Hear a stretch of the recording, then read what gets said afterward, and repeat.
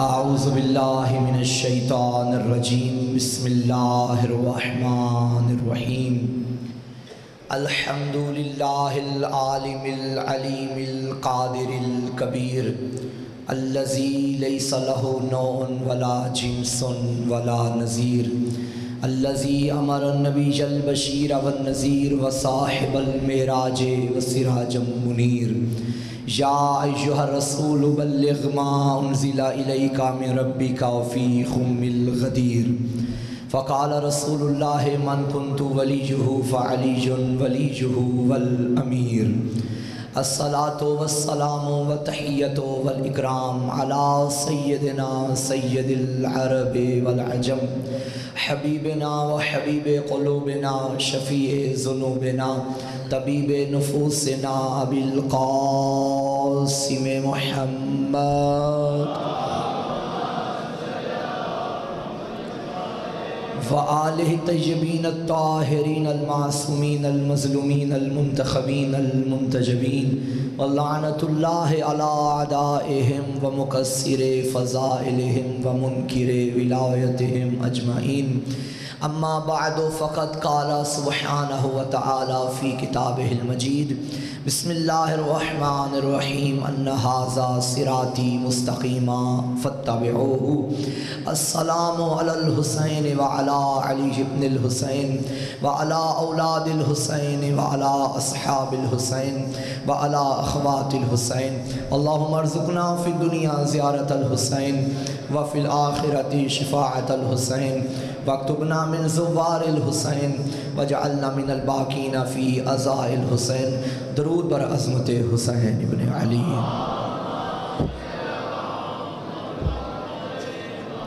مالک کائنات آپ کی اس عظیم عبادت کو قبول فرمائے۔ کائنات کا بادشاہ حسین ابن علی تمام عزاداروں کی اس ڈیوٹی کو اپنی بارگاہ میں قبول فرمائے۔ میرا اللہ وارث حسین کے ظہور میں تعجیل فرما۔ میرے ذمے آپ میں سے یا باہر مومنین نے جس نے بھی دعائیں لگائی ہیں مالک سب کی دعاؤں کو قبول فرما۔ کربلا معلیٰ کی زیارت نصیب فرما۔ اپنی اپنی دعاؤں کی استجابی کے لیے بلند تر صلوات کی تلاوت فرمائیے۔ نعرہ تکبیر، نعرہ رسالت، نعرہ حیدری، حسینیت، یزیدیت، پر محمد و آل محمد صلوات۔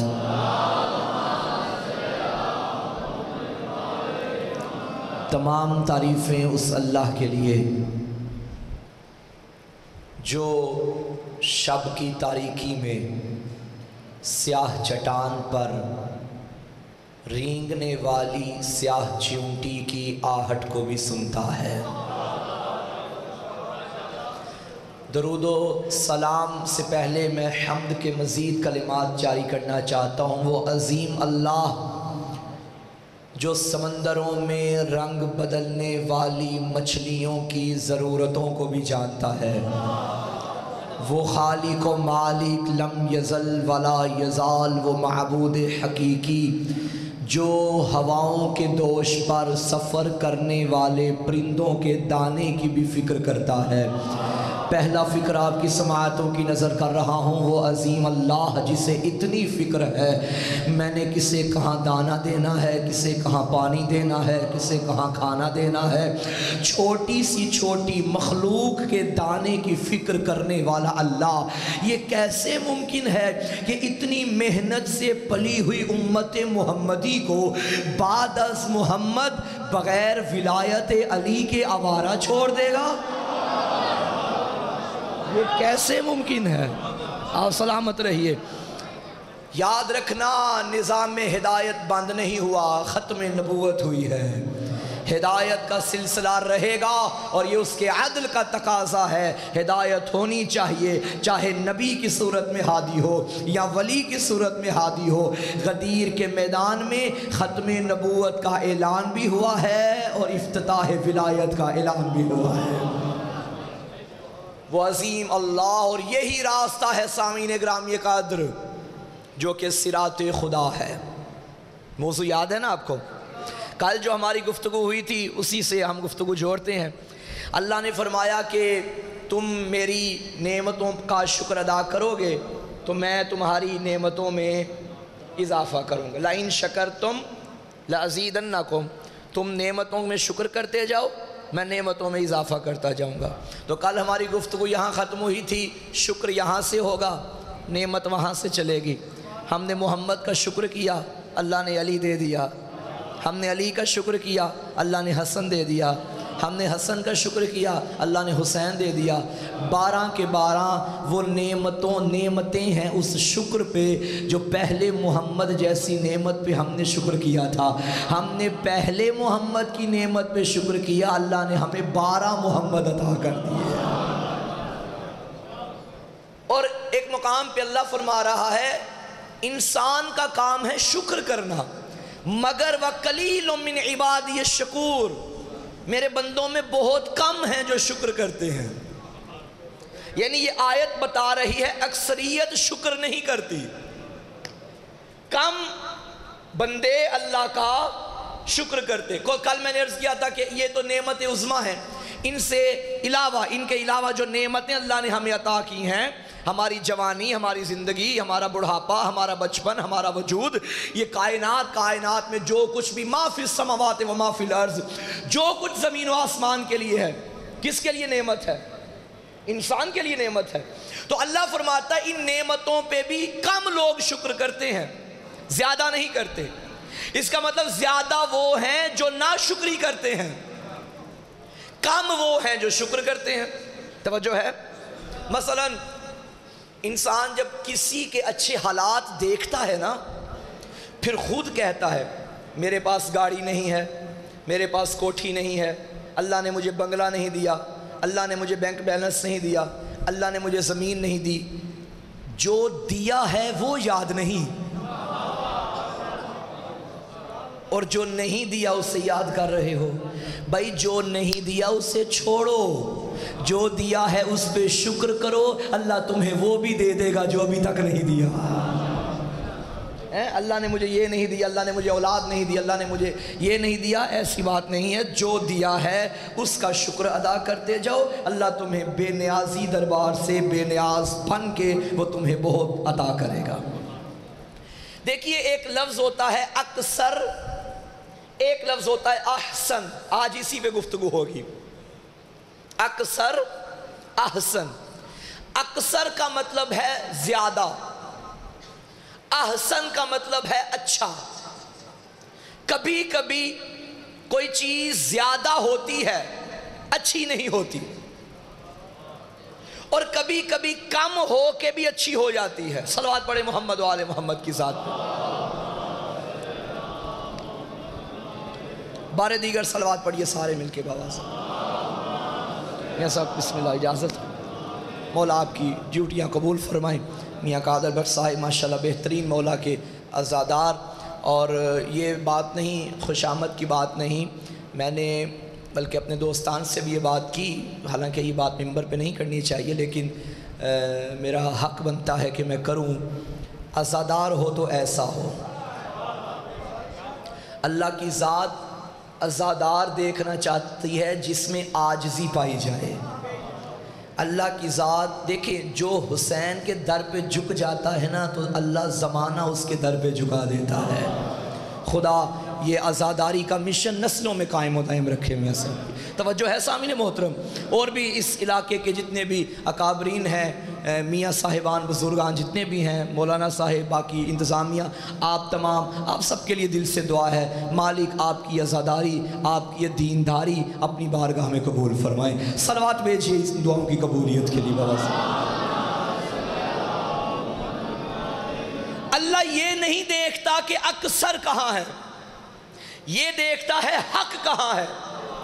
کبھی بھی حق کا معیار اکثریت نہیں ہوتا، کہ جہاں زیادہ ہوں وہی حق ہے اور جہاں کم ہوں وہ باطل۔ اللہ کے ہاں تعداد نہیں دیکھی جاتی، اللہ کے ہاں معیار دیکھا جاتا ہے۔ کربلا میں جہاں زیادہ تھے وہاں لعنت تھی، اور جہاں کم تھے وہاں درود تھا، احد میں زیادہ وہاں تھے کم یہاں تھے، بدر میں زیادہ وہاں تھے کم یہاں تھے، خیبر میں زیادہ وہاں تھے کم یہاں تھے، اور کمال نہیں ہو گیا بدر احد میں جو تھے وہ بھی نہیں تھے، اور نبی بلاتے رہے کوئی آتا نہیں تھا۔ اس لیے تو حسین ابن علی نے فرمایا تھا جیسے اللہ نے صحابی مجھے عطا کیے ہیں، نہ میرے بابا کو ملے ہیں نہ میرے نانا کو ملے ہیں۔ حسین کے پاس تھوڑے تھے مگر ستھرے تھے، اکثر نہیں تھے احسن تھے۔ سمجھ آ گئی؟ اب اکثر میں اور احسن میں فرق کیا ہوتا ہے؟ میں ایک آیت پڑھتا ہوں، اس کی روشنی میں انشاءاللہ آپ تک میری بات پہنچ جائے گی۔ سورہ ملک کی آیت نمبر 1 اللہ فرما رہا ہے تبارک الذی بیدہ الملک وہو علی کل شیء قدیر الذی خلق الموت والحیات لیبلوکم ایکم احسن عملا۔ کیا مطلب اس کا؟ بڑی بابرکت ہے وہ ذات جس کے قبضہ قدرت میں پوری کائنات کی بادشاہی ہے، وہ ہر شے پر قادر ہے۔ الذی خلق الموت والحیات، اس نے ہی موت کو خلق کیا، اسی نے زندگی کو بنایا۔ لیبلوکم ایکم احسن عملا، زندگی اس نے تمہیں اس لیے دی ہے وہ دیکھنا یہ چاہتا ہے تم میں سے بہترین عمل کون کرتا ہے۔ اب یہاں اکثر عمل نہیں کہا، احسن عمل۔ یہ نہیں اللہ فرما رہا میں دیکھوں تم میں سے زیادہ عمل کون کرتا ہے، یہ دیکھو تم میں سے اچھا عمل کون کرتا ہے۔ عمل زیادہ ہو اور معرفت نہ ہو اس عمل کا کوئی فائدہ نہیں۔ میں علاقے میں مسجد بناؤں، امام بارگاہ بناؤں اور میں 50 کروڑ روپیہ دے دوں، نیت کیا کہ علاقے والے مجھے سلام کریں، عمل اکثر ہے احسن نہیں، عمل زیادہ ہے اچھا نہیں۔ میں تھوڑے پیسے دوں مگر 14 کی خوشنودی کے لیے دوں، یہ اکثر تو نہیں ہے احسن ہے۔ عمل زیادہ ہونا اس کی بارگاہ میں کوئی معنی نہیں رکھتا، عمل کا اچھا ہونا اس کی بارگاہ میں قبول ہوتا ہے۔ اور یہی وجہ ہے اکثریت کی قرآن میں کئی مقامات پر نفی کی گئی۔ ان میں سے اکثر وہ ہیں جو علم نہیں رکھتے، ان میں سے اکثر وہ ہیں جو شکر نہیں کرتے، ان میں سے اکثر وہ ہیں جو غور نہیں کرتے، فکر نہیں کرتے، ان میں سے اکثر وہ ہیں جو قرآن میں تفکر نہیں کرتے۔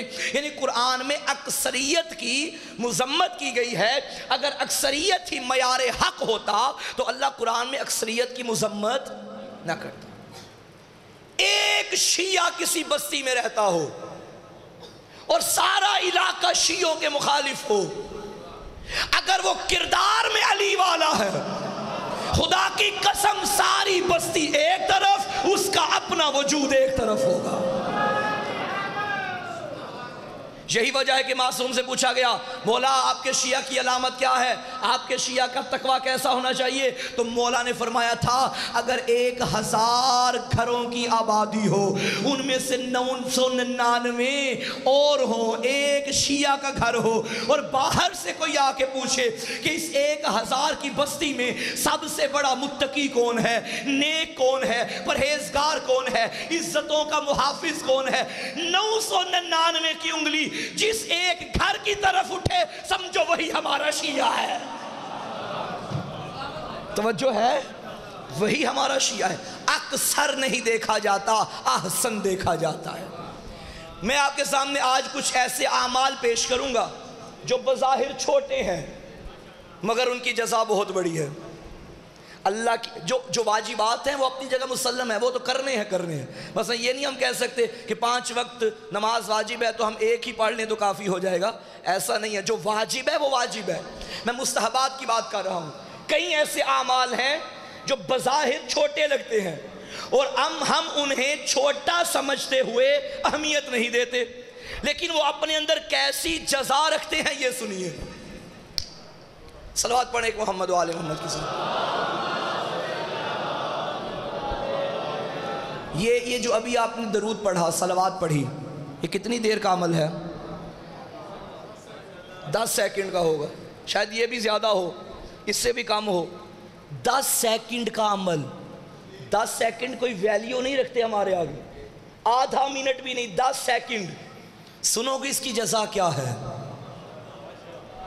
रसूल ने अपनी बेटी से फरमाया था, या फातिमा मन सल्ला अलैहि गफ़रल्लाहु लहु व अलहक़हु बिही सुकुन्तु मिनल जन्नह।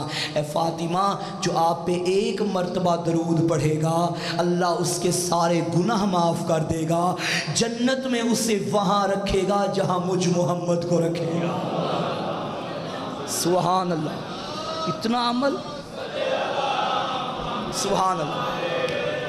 और ये जो मिंबर वाले साहिबान आपसे कहते हैं ना बुलंद आवाज़ से सलवात पढ़े, बुलंद तरीन सलवात पढ़े, बुलंद तर सलवात पढ़े, ये जहाँ मजलिस के हुस्न में इजाफा होता है इसकी जज़ा एक ये भी है। बिहार में रिवायत मौजूद है, मासूम फरमाते हैं हमारी ज़ात पे बुलंद आवाज़ से सलवात पढ़ने से दिलों से मुनाफिकत ख़त्म हो जाती है। सलवात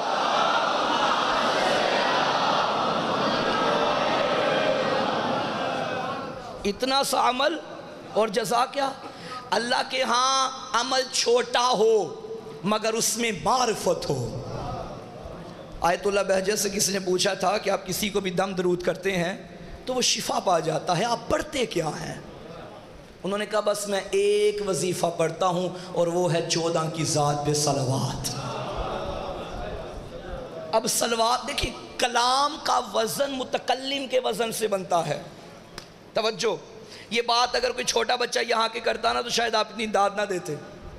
मैंने कर ली, आपने दाद दे दी। मेरी जगह मौलाना साहब करें, आप ज़्यादा दाद देंगे। मौलाना साहब की जगह कोई बड़ा आलिम, बुजुर्ग आलिम यहाँ के बात करे, आप और ज़्यादा यकीन करेंगे। उनकी जगह कोई मुज्तहिद फ़क़ीह आके बात करे, आप और ज़्यादा यकीन करेंगे। अच्छा, अगर उनकी जगह इमाम ज़माना खुदा के बात करें तो उसका और वज़न बन जाएगा। है रसूल बात करें, अल्लाह बात करे तो वज़न बढ़ता जाएगा ना। बात वही है जो बच्चे ने की और बात वही है जो इमाम कर रहे हैं, मगर फ़र्क है दर्जों में, क्योंकि कलाम का अपना वज़न नहीं होता। जितना मुतकल्लिम का वज़न हो कलाम करने वाले का आपकी निगाहों में, उतना कलाम का भी वज़न बढ़ता चला जाएगा। तो सलवात की फजीलत मैं आप बयान नहीं कर रहे, जिस पे अल्लाह ने दरूद भेजा वो मोहम्मद खुद बयान कर रहा है। ए फातिमा, कायनात मुझ में दरूद पढ़ती है, मैं तुझ में दरूद पढ़ता हूँ। मोहम्मद वाले मोहम्मद पे दरूद है। और ये बात भी मैं नौजवानों के लिए करना ज़रूरी समझता हूँ हालात हाज़िरा के मुताबिक। गुज़श्ता जो हुकूमत रही है, हमारे साथ अच्छे तामुन भी रहे, हमारे भी उनके साथ अच्छे तामुन रहे, लेकिन एक ज़्यादती हुई है कौम शिया के साथ। इजाज़त है? सियासतदानों से इजाज़त लेके मैं बात करना चाहता हूँ। एक ज़्यादती हुई है। इतना कौम शिया को नुकसान पहले नहीं हुआ था जितनी गुज़श्ता हुकूमत में हुआ। FIR कटती थी, मजलिसों पे पाबंदियाँ लगती, लेकिन इस कदर नहीं कि घर में ज़ियारत आशूरा भी पड़ी जाए तो उसमें भी FIR काटी जाए। ऐसा है या नहीं है? नसाब में तब्दीली आ गई, अहले बैत के जिक्र को मिटा दिया गया नसाब से, ये इस हुकूमत में हुआ। दरूद में तब्दीली आ गई। आप देखें छोटे बच्चों की किताबों में, शायद मेरा ख्याल है वो ख़त्म करने की कोशिश तो की गई थी, लेकिन अल्लाहुम्मा सल्ली अला मुहम्मदी व आलिही व अस्हाबिही मोहम्मद, ठीक है, व अस्हाब मोहम्मद, या सल्लल्लाहु अलैहि व आलिही व अस्हाबिही। भाई अस्हाब का अपना मुकाम, मगर दरूद में सहाबा शामिल नहीं। दरूद वही है जो मोहम्मद ने दिया। जो तुमने अपनी किताबों में दरूद लिखा, मेरा सवाल है यही दरूद अगर अपनी नमाज में पढ़, नमाज कबूल हो गई तो फिर कहना। तवज्जो है या नहीं है? वो इमाम शाफी का जुमला है, इमाम शाफी का एक पूरा दीवान है अहले बैत की शान में, वहाँ अशआर मौजूद है। इमाम शाफी ने कहा था, ए अहले बैत अतहार, आपकी फजीलत के लिए इतना ही काफ़ी है कि कोई मुसलमान अगर अपनी नमाज में आप पे दरूद ना पढ़े, अल्लाह वो नमाज ही कबूल नहीं करता। इमाम शाफी का जुमला, अहले बैत पे दरूद, ना कि असहाब पे दरूद। सहाबा का अपनी जगह मुकाम है, हम एहतराम करते हैं, तौहीन नहीं करते, बात समझे। नौकर नौकर है, सरदार सरदार है।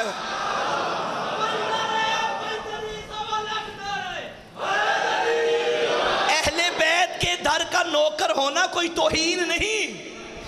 ہم تو دعائیں کرتے ہیں اللہ ہمیں اہل بیت کے نوکروں کے نوکروں کے نوکروں میں ہی شمار کر دے، اتنا بھی کافی ہے۔ صحابہ نوکر اہل بیت کے ہیں اور آل محمد اولاد ہے رسول اللہ کی۔ ایک جملہ کہہ دوں، صحابی عرش پہ بھی ہو تو محمد کا نوکر ہے، حسین فرش پہ بھی ہو تو محمد کا بیٹا ہے۔ صلوات پڑھے محمد والے محمد۔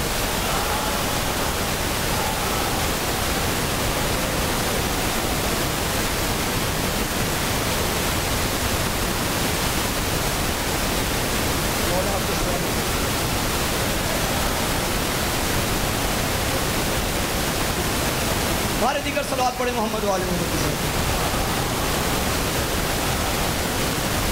یہ جو بھی آپ نے بات کی کہ 2 نبیوں پہ درود پڑھا گیا، اب اس درود کو بھی میں تھوڑا سا کھول کے آپریشن کر دوں۔ درود ابراہیمی کے ہم قائل ہیں، اللہم صلی علی محمد وعلی آل محمد کما صلیت علی ابراہیم، اے اللہ آل محمد پہ رحمتیں برسا جیسے تو نے ابراہیم کی اولاد پہ، ابراہیم کی آل پہ رحمتیں برسائیں۔ کما، یہ درود نہیں، یہ تشبیہ ہے۔ تو آل محمد پہ رحمت نازل کر جیسے تو نے ان پہ کی تھی۔ پتہ چلا سورہ یہ درود ابراہیمی میں بھی جن ہستیوں کو پہلے رکھا گیا وہ آل ابراہیم نہیں، وہ آل محمد ہے۔ ابراہیم کی آل کا ذکر تشبیہ کے طور پہ ہے۔ کما، جس طرح تو نے ان پہ درود بھیجا تھا ویسے ہی ان پہ درود بھیج۔ آل ابراہیم بھی ہمارے سر کا تاج ہے، آل محمد بھی ہمارے سر کا تاج ہے، لیکن فرق ہے علی کے خاندان سے اوپر چلے جاؤ، علی کی ذات سے اوپر چلے جاؤ، ابو طالب تک درود آل ابراہیم کا درود ہے، اور علی سے نیچے آؤ مہدی تک درود آل محمد کا درود ہے۔ یہی آل ابراہیم ہے، یہی آل محمد ہے۔ صلوات پڑھیں سارے مل کے بآواز بلند۔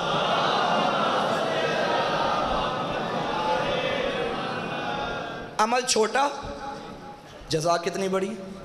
نماز میں نہ پڑھو، نماز مکمل نہیں ہے۔ ہم یہاں نہ پڑھیں تو ہماری مغفرت کا سامان نہیں پیدا ہوتا۔ اچھا، ایک اور عمل بتاؤں، چھوٹا سا عمل اور جزا کیا ہے۔ یہ میں مجلس پڑھتا ہوں، ذاکر صاحب پڑھتے ہیں، مولانا صاحب پڑھتے ہیں، خدا سب کو سلامت رکھے۔ ہم صاحب پڑھتے ہیں، آپ روتے ہیں، روتے ہیں، ہم بھی روتے ہیں۔ کسی کو رونا نہ آئے وہ رونے کی شکل بنا لیتا ہے۔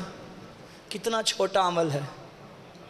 جزا سنو گے، چھٹے مولا فرماتے ہیں من بکا او ابکا او تباکا وجبت لہ الجنہ، جو غم حسین میں روئے، رلائے یا رونے کی شکل بنائے اس پہ جنت واجب ہے۔ عمل چھوٹا، جزا اتنی بڑی۔ دل ہو تو ایک اور عمل پڑھوں۔ یہ جو آپ ہر نماز واجب کے بعد تسبیح حضرت زہرا پڑھتے ہیں، صلوات بھیجیے بی بی کے ساتھ۔ یہ ہے مستحب عمل۔ نماز السلام علیکم ورحمت اللہ وبرکاتہ بھی ختم ہو جاتی ہے، اس کے بعد جو تعقیبات ہیں وہ مستحب ہیں۔ تسبیح حضرت زہرا مستحب عمل، لیکن جزا سنو گے کتنا؟ 1 منٹ کا عمل ہے۔ 34 مرتبہ اللہ اکبر، 33 مرتبہ الحمدللہ، 33 مرتبہ سبحان اللہ، 1 منٹ کا عمل۔ لیکن آپ کے میرے چھٹے مولا فرماتے ہیں من سبح تسبیح فاطمہ الزہرا سلام اللہ علیہا فی دبر المکتوبہ من قبل ان یبسط رجلہ اوجب اللہ لہ الجنہ۔ چھٹے مولا فرماتے ہیں جو بندہ اپنی نماز کے بعد تسبیح زہرا کو اسی حالت میں پڑھتا ہے جس حالت میں وہ نماز ختم کرتا ہے، یعنی اپنی ٹانگیں پھیلانے سے پہلے جیسے اللہ اکبر ختم کیا وہیں پہ تسبیح شروع کر دی، مولا فرماتے ہیں یہ تسبیح کا اجر یہ ہے اللہ اس پہ جنت کو واجب کر دیتا ہے۔ ایک اور حدیث ہے چھٹے مولا کی، مولا فرماتے ہیں اگر میں ایک دن میں سارا دن نمازیں پڑھتا رہوں، سارا دن نمازیں پڑھتا رہوں اور وہ نماز میری تسبیح کے بغیر ہو لیکن 2 رکعت نماز تسبیح زہرا کے ساتھ پڑھوں، مولا فرماتے ہیں اگر ساری نمازوں کو اور اس 2 رکعت نماز کو ایک ترازو میں تولا جائے، ان سارے دن کی نمازیں جو تسبیح کے بغیر تھی ان کا پلڑا اوپر ہوگا، 2 رکعت کا نیچے ہوگا جس کے ساتھ زہرا کی تسبیح پڑھی گئی تھی۔ احبو الیہ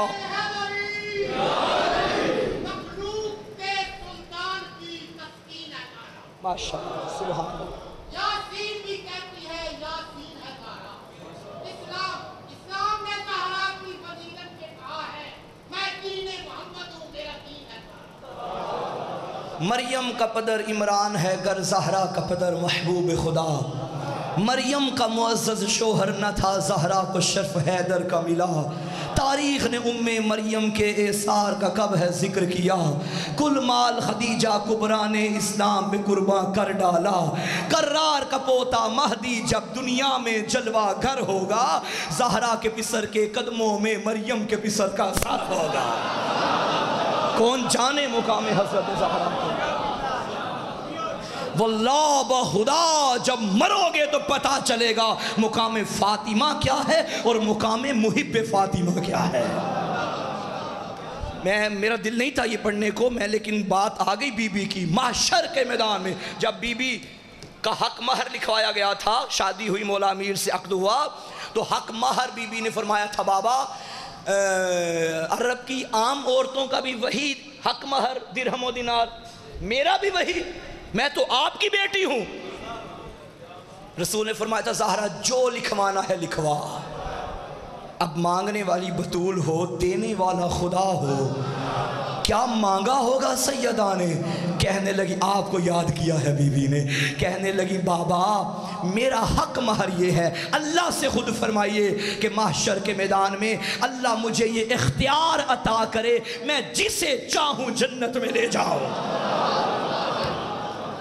جسے چاہوں۔ اور میں نے بہار میں یہ روایت پڑھی ہے، واللہ میرے رونگٹے کھڑے ہو جاتے ہیں، محشر کا میدان سجے گا، ایک گناہگار ہوگا مگر محب زہرا ہوگا، اسے جب جہنم میں لے کے جایا جائے گا، جہنم کے گڑھے میں پھینکنے والا وہ ہوگا، اس کو فرشتے ڈالنے والے ہوں گے، تب بی بی فرمائیں گی میرا اللہ تو نے تو کہا تھا میں تیرے حبداروں کو جہنم میں نہیں بھیجوں گا، اسے جہنم میں کیوں بھیج رہا ہے؟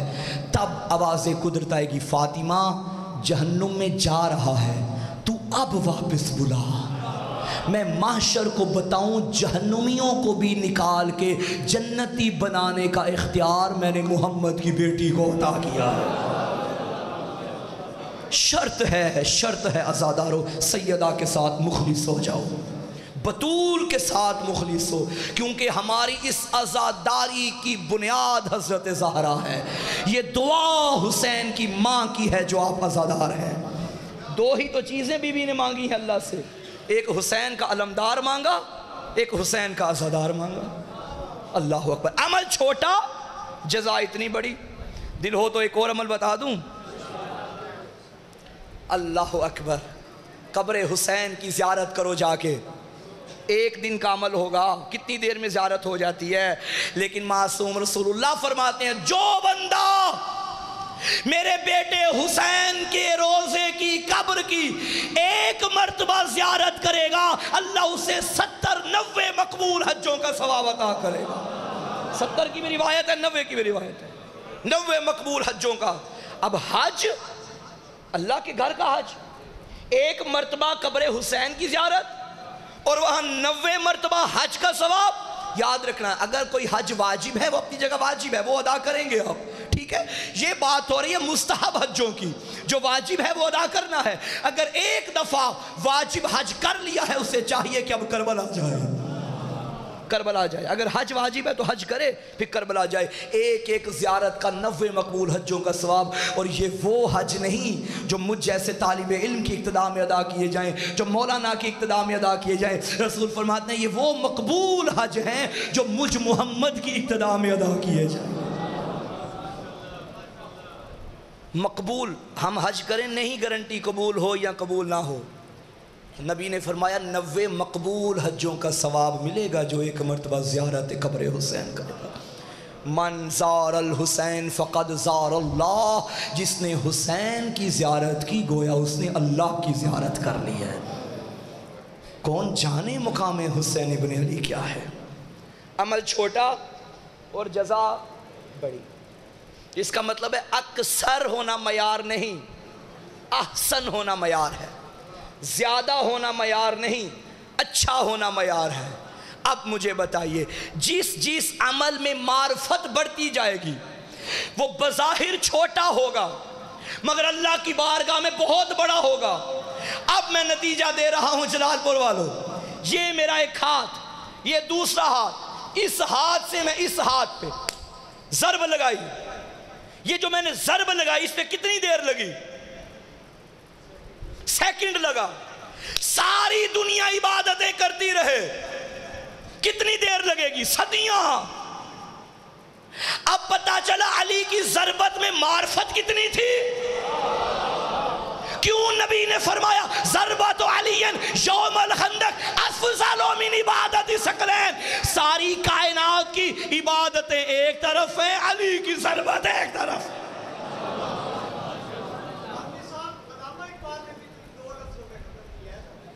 ماشاءاللہ، اسلام کے دامن میں بس دو ہی تو چیزیں ہیں۔ تیسری نہیں بتائی۔ آہا سبحان اللہ،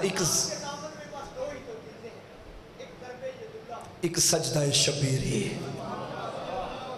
ایک ضرب ید اللہ، ایک سجدہ شبیری۔ حالانکہ اسلام بڑی قربانیوں سے بھرا پڑا ہے، ساری قربانیاں ضائع ہو جاتی اگر علی کی ضربت نہ ہوتی، حسین کا سجدہ نہ ہوتا۔ یہ بظاہر دو عمل ہیں لیکن ساری قربانیوں پہ بھاری ہیں، کیونکہ جو معرفت حسین کے سجدے میں تھی وہ پہلے کسی نمازی کی نماز میں بھی نہیں تھی۔ عمل میں معرفت ہو، عمل چھوٹا ہو، پھر دیکھ زہرا تجھے کہاں سے کہاں لے جائے گی، تجھے حسین کہاں سے کہاں لے جائیں گے۔ اللہ اکبر۔ کوئی علی کی ضربت کے برابر نہیں ہو سکتا تو کوئی علی کی برابری کیسے کر سکتا ہے؟ علی کی ضربت کی پریشان تو نہیں ہو گیا بابا؟ تو لہٰذا شکر کریں نعمتوں کا جو اللہ نے ہمیں عطا کی ہیں، شکر کریں، اللہ نعمتوں میں اور اضافہ کرتا جائے گا۔ میرا جو موضوع تھا صراط الذین انعمت علیہم، اس کا نتیجہ آج میں پیش نہیں کر سکا، کل میں انشاءاللہ کوشش کروں گا کہ اپنے پورے جو میرا عنوان ٹاپک رہا ہے اس کو میں کل کلوز کروں گا۔ صراط خدا بزبان خدا، ہمارا نتیجہ یہی نکلے گا کہ اللہ کا راستہ وہی ہے جو حسین کا راستہ ہے۔ اور یہ کون سی نعمتیں ہیں جن کا ذکر اللہ نے سورہ الحمد میں کیا، صراط الذین انعمت علیہم، اور انشاءاللہ اس پہ ہم کل گفتگو کریں گے۔ نعمتوں پہ شکر کرو۔ آج 7 محرم ہے، دنیا نعمتوں پہ شکر کرتی ہے، یہ کربلا کی مائیں مصیبتوں پہ شکر کرتی ہیں۔ بڑا نوحہ پڑھ دیا میر حسن میر بھائی نے، ماما کربلا دیا ماما، خدا جانتا ہے کوئی جوڑ نہیں ان ماؤں کا۔ ماؤں کے بیٹوں کی شادیاں ہوں تو مائیں شکر کرتی ہیں، ان کے بیٹوں کے جنازے آتے تھے یہ شکر کرتی تھی۔ سلام السلام علیکہ یا ابا عبداللہ، 7 محرم کا بھی دن گزر گیا، آج کے بعد سکینہ کو پانی نہیں ملے گا، آج کے بعد علی اصغر پیاسا رہے گا۔ کربلا کے لیے مدینے سے چلی تھی بیبیاں،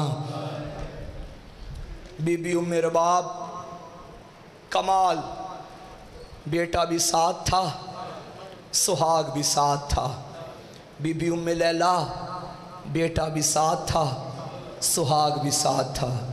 آج اس سے پرسہ دینا ہے جو خود بیوہ تھی۔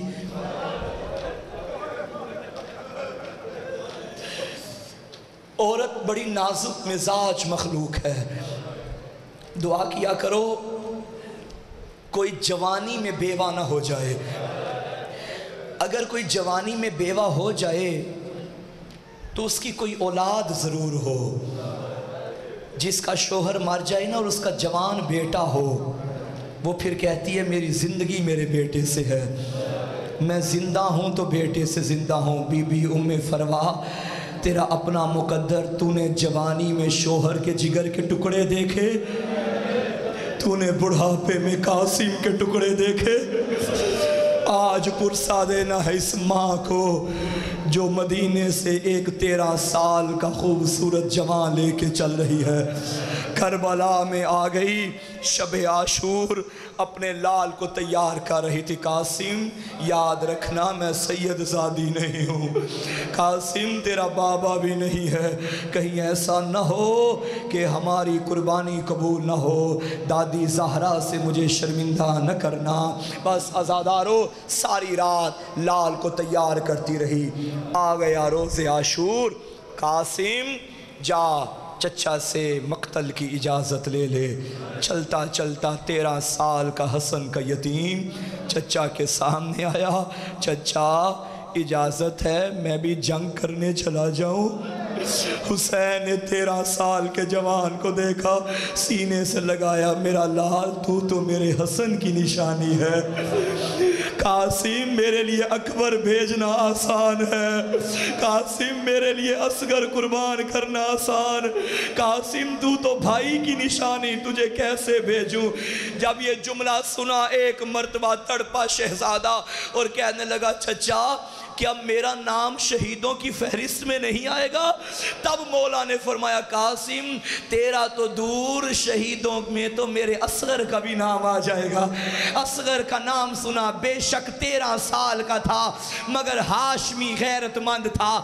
تڑپ کے کہنے لگا چچا اصغر تو میدان میں بھی نہیں جا سکتا، کیا یہ ظالم میری ماؤں کے خیموں میں آ جائیں گے؟ امام نے فرمایا نہیں قاسم میں خود لے کے جاؤں گا. میں ایک جملہ کہوں گا، اے حسن کے یتیم ابھی تو نے دیکھا نہیں، تو سوچا اور تڑپ گیا ظالم ماؤں کے خیموں میں. مولا ذرا شام غریبہ میں آ، تیری ماؤں کے خیمے کسی کے ہاتھ میں تازیانہ تھا. اجرکم اللہ. جب اندازہ لگا لیا شہزادے نے اجازت نہیں مل رہی، روتا روتا ماں کے خیمے میں آیا. اماں چچا سے اجازت نہیں ملی. ماں تڑپ گئی، اللہ کرے میری قربانی قبول ہو جائے. اب بی بی کو ایک وقت یاد آ گیا.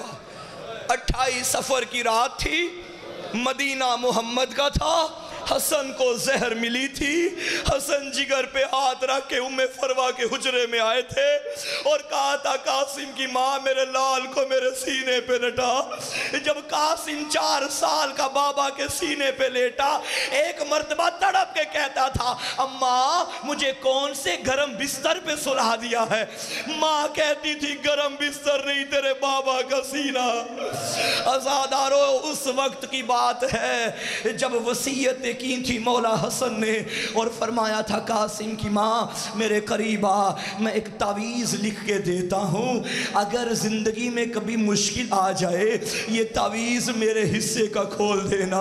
تعویذ میں کیا تھا؟ مولا حسین اے میرے بھیا حسین، کربلا میں میرے قاسم کو خالی نہ پلٹانا، بھیا میری قربانی قبول کر لینا. اب ام فروا نے وہ تعویذ کھولا. جتنے سفید ریش والے بزرگ بیٹھے ہو، آپ کا جوان گھر سے جائے آپ کا بازو پہ تعویذ باندھتے ہو. کیوں باپ باندھتا ہے تعویذ؟ میرا بیٹا بچ جائے، میرا بیٹا کہیں موت کی نظر نہ ہو جائے. یہ کائنات کا امیر نہیں غریب حسن تھا جو بیٹے کو تعویذ زندگی کے لیے نہیں موت کے لیے باندھ رہا. میرا بیٹا راہ امام میں شہید ہو جائے۔ بس اہل عزا بی بی نے وہ تعویذ کھولا، اب چلتی چلتی سوالن بن کے امام وقت کے خیمے میں آئی۔ جب حسین نے بھابی کو آتا دیکھا، ایک مرتبہ اپنی کرسی سے اٹھے اور فرمایا بھابی مجھے بلا لیتے، اتنی زحمت کیوں کی؟ فرمایا مولا آپ امام وقت ہیں، مولا میں آپ کی کنیز ہوں، اگر قاسم نہیں بھیجنا ذرا بھائی کا تعویذ پڑھ لے۔ جب حسین نے تعویذ کھولا، ایک مرتبہ قاسم کو دیکھا، تعویذ کو دیکھا، غریب رو کے کہتا تھا انا للہ و انا الیہ راجعون۔ کسی شہید کو بھیجتے وقت، میں پوری ذمہ داری سے پڑھ رہا ہوں، کسی شہید کو بھیجتے وقت شبیر کی یہ حالت نہیں ہوئی جو حالت قاسم کو بھیجتے وقت ہوئی تھی۔ امام نے قاسم کو اپنے سینے سے لگایا، چچا کی باہوں میں بھتیجے کی باہیں، یہ وہ قیامت کا لمحہ تھا۔ حسین غش کھا کے گر گیا، زمین کربلا پہ زہرا کا لاڈلا گر گیا۔ جب تھوڑی دیر بعد ہوش آیا، قاسم اللہ کے حوالے، ماں نے تیار کیا۔ اب فرمایا جو ماں کی تیاری تھی وہ ماں نے کر لی، قاسم اب میں تیار کرتا ہوں۔ امام نے گھوڑے پہ سوار کیا۔ پہلے جب بھی کسی کو بھیجتے تحت الحنک باندھتے، تحت الحنک باندھ کے یہ سیرہ یہاں جوڑتے، لیکن آج قاسم کے سر پہ امامہ ڈالا، سیرہ جوڑا نہیں، دونوں سیرے یوں کھول دیے۔ قاسم تڑپ کے کہتا ہے چچا سیرے باندھیں گے نہیں؟ فرمایا نہیں قاسم یہ یتیمی کی علامت ہے، تو جائے گا اللہ کرے کوئی تجھے یتیم سمجھ کے چھوڑ دے۔ یتیم قاسم خیمے سے نکلا۔ شامیوں کا ایک راوی وہ کہتا ہے جب 13 سال کا جوان نکلا یوں لگتا تھا بچہ نہیں آ رہا، 14ویں کا چاند خیمے سے نکل رہا۔ اب مجھے بتاؤ جو قاتلوں کو چاند لگتا تھا وہ ماں کے لیے کیا تھا؟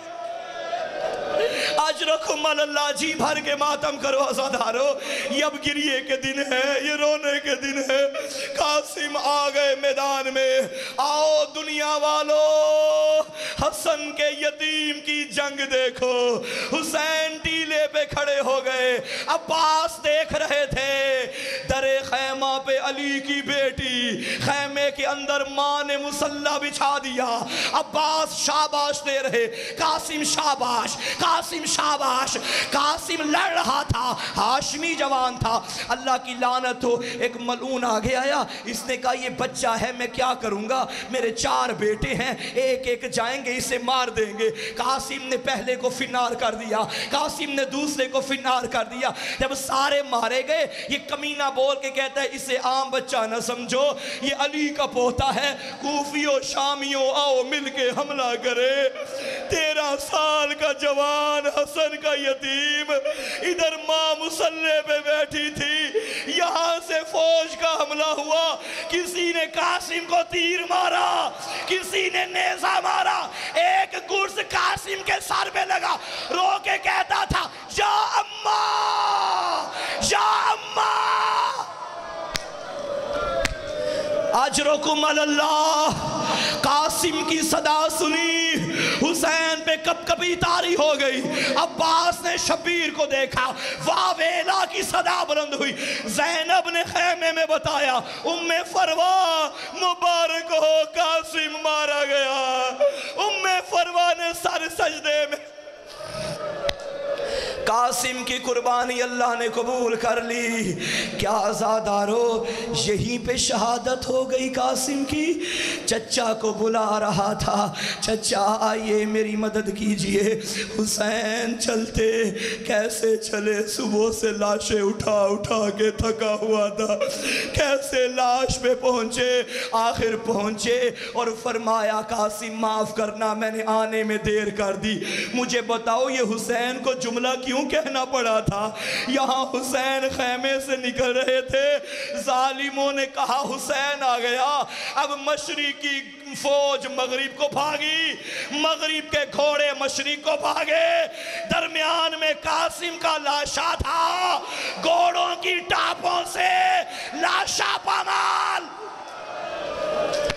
اجرکم علی اللہ، سارے شہیدوں کے لاشیں شام غریبہ سے پہلے پامال ہوئے، اس قاسم کا لاشا جنگ کے دوران پامال ہو گیا۔